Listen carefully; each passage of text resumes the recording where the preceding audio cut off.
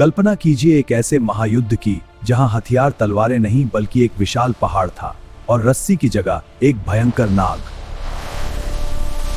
लेकिन जब पूरी सृष्टि को अमर बनाने वाला वह पहाड़ ही डूबने लगा, तब ब्रह्मांड के रचयिता विष्णु देवता को एक कछुए का रूप क्यों लेना पड़ा? चलिए जानते हैं कूर्म अवतार और समुद्र मंथन की वो रोमांचक गाथा जिसने देवताओं की किस्मत बदल दी। एक बार महर्षि दुर्वासा भगवान शिव के दर्शन कर लौट रहे थे। उनके पास शिवजी द्वारा दी गई एक दिव्य और अत्यंत सुगंधित पुष्पों की माला थी। मार्ग में उनकी भेंट स्वर्ग के राजा इंद्र से हुई, जो अपने ऐरावत हाथी पर सवार थे। धन्य है देवराज इंद्र, आपके दर्शन से आशीर्वाद है तुम पर। ऋषि दुर्वासा ने प्रसन्न होकर इंद्र को भेंट स्वरूप दे दी, लेकिन अहंकार में डूबे इंद्र ने उस माला का सम्मान नहीं किया। उन्होंने वह माला अपने हाथी ऐरावत के मस्तक पर रख दी। ऐरावत हाथी ने उस पुष्प माला की तीव्र सुगंध से विचलित होकर उसे पृथ्वी पर फेंक दिया और अपने पैरों तले कुचल दिया। ने मेरी भेंट का अपमान किया। हे इंद्र, जिस लक्ष्मी ऐश्वर्य के मद में तूने इस दिव्य पुष्पमाला का अपमान किया है, वह लक्ष्मी अभी इसी वक्त स्वर्ग छोड़कर विलुप्त हो जाएगी। तू और तेरे देवता श्रीहीन और शक्तिहीन हो जाएंगे। इस श्राप के कारण देवता कमजोर हो गए और असुरों ने स्वर्ग पर अधिकार कर लिया।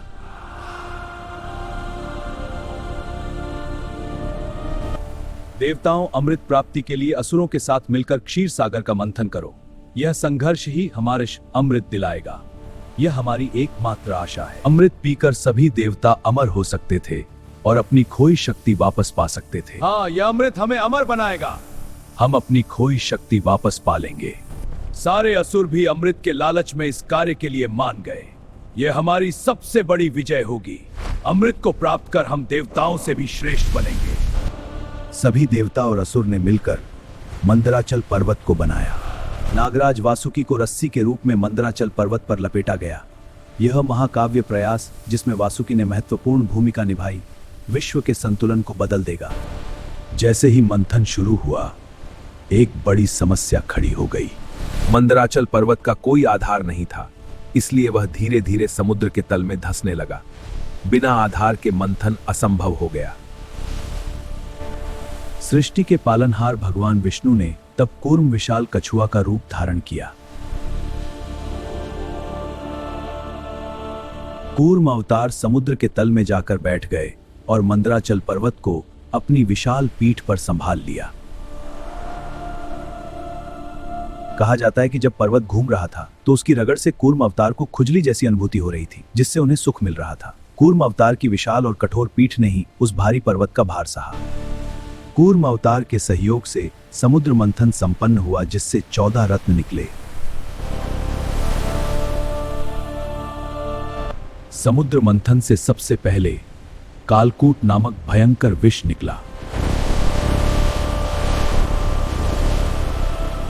कालकूट विष की ज्वाला से पूरी सृष्टि जलने लगी थी।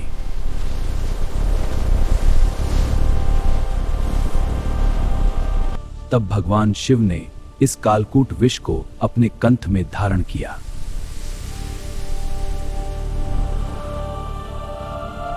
कालकूट विष को धारण करते ही भगवान शिव का गला नीला पड़ गया और वे नीलकंठ कहलाए। तभी से भगवान शिव नीलकंठ के नाम से प्रसिद्ध हुए। समुद्र मंथन से दूसरा रत्न कामधेनु दिव्य गाय निकली। कामधेनु समस्त कामनाओं को पूर्ण करने वाली गाय थी। दिव्य गाय को ऋषियों ने अपने पास रखा ताकि यज्ञ आदि कार्यों के लिए शुद्ध घी और सामग्री मिल सके। समुद्र मंथन से तीसरा रत्न उच्चैश्रवा सफेद घोड़ा निकला।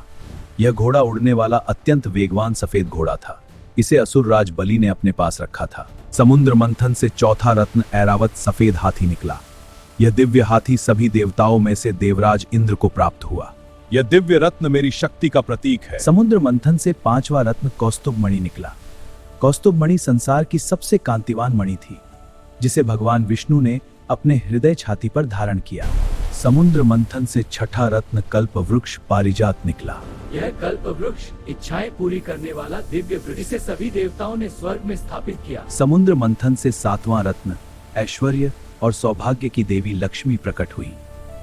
देवी लक्ष्मी ने स्वयं भगवान विष्णु को पति के रूप में चुना।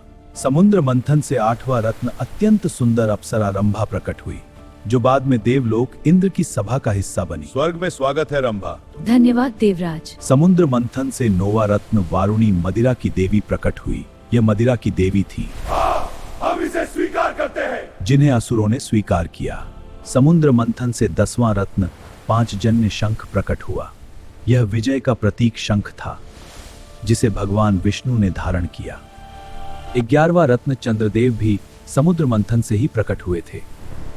उन्हें भगवान शिव ने अपने मस्तक पर स्थान दिया।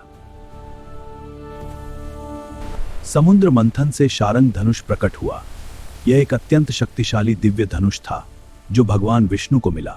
यह दिव्य धनुष मेरी शक्ति का प्रतीक है। देवता और असुर इसे पाने के लिए युद्ध की रक्षा होगी। समुद्र मंथन से धन्वंतरी आयुर्वेद के देवता हाथों में अमृत कलश लेकर भगवान विष्णु के ही अंशावतार वैद्य धन्वंतरी प्रकट हुए। इन्हें आयुर्वेद का जनक माना जाता है। समुद्र मंथन से 14वां रत्न अमृत प्रकट हुआ। अंत में वह दिव्य पेय निकला जिसे पीकर देवता अमर हो गए। इन 14 रत्नों में से कुछ वस्तुएं जैसे विष और मदिरा विनाशकारी या मोहक थी। वे जैसे लक्ष्मी और अमृत अत्यंत कल्याणकारी थी।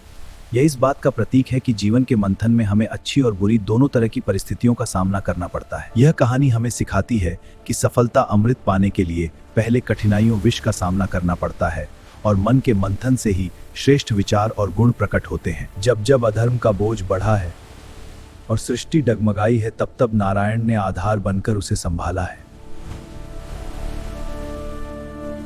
कूर्म अवतार हमें सिखाता है कि कठिन समय में केवल स्थिरता ही जीत का मार्ग प्रशस्त करती है। बोलिए जय कूर्म देव।